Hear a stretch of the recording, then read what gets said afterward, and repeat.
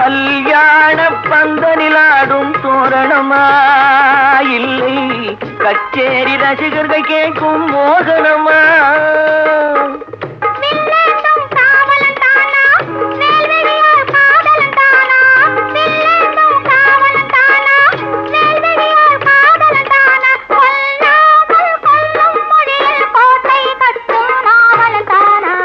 பேசுவது கிளியா இல்லை பெண்ணரசி மொழியா? கோயில் கொண்ட சிலையா கொத்துமல கொடியா? பாடுவது கவியா இல்லை பாரிவளை வதனா?